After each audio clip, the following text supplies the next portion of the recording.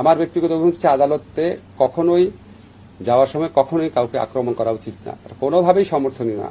কিন্তু আপনারা একটু প্রেক্ষাপটটা বুঝবেন, সেখানে অনেক বিক্ষুব্ধ মানুষ থাকে যারা 15 বছরে চাকরি হারিয়েছে, জীবনের নিরাপত্তার ভয়ে ঘুরে বেরিয়েছে, জীবিকা হারিয়ে ঢাকা শহরে লুকিয়ে থেকেছে, গুমের শিকার পরিবার আছে, হত্যার শিকার পরিবার আছে।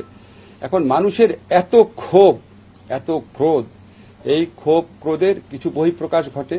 সেই বহিঃপ্রকাশকে সমর্থন করছি না, প্রশ্নই আসে না। কিন্তু আপনাদের এটাও ভাবতে হবে, আমি যখন পুলিশ প্রশাসনের সঙ্গে কথা বলেছি যে আপনারা যথেষ্ট বাধা দিচ্ছেন না কেন, তো যথেষ্ট বাধা দিলে তারা যদি আপনার যারা বিক্ষুব্ধ জনতা আছে তাদেরকে যদি তারা যথেষ্ট পরিমাণ বাধা দেয় বা যদি ধরেন কোনো রকম যদি শক্তি প্রয়োগ করে, তখন তো আবার আপনার এটা অন্যদিকে মন নেবে। কারণ পুলিশ খুব ডিমোরালাইজড অবস্থায় আছে, এটা সাবেক সরকারের অবদান।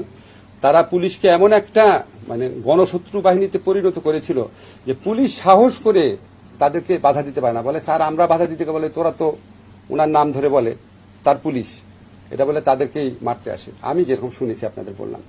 তারপর আমরা চেষ্টা করছি বিভিন্ন কৌশলে বিভিন্নভাবে, এটা আপনাদের বলবো না, যাতে আপনার এই ক্রাউডটা কমানোর কি কি উপায় আছে এটা আমরা চিন্তা করছি।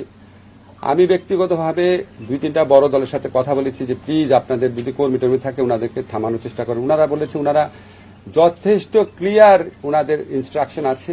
তারপরে মানুষের স্বতঃস্ফূর্ত প্রতিক্রিয়া হলে কিছু করা, ওনারা বলেছে ওনাদের খুব বেশি কিছু করার নেই, ওনারা আরো চেষ্টা করবেন বলেছেন।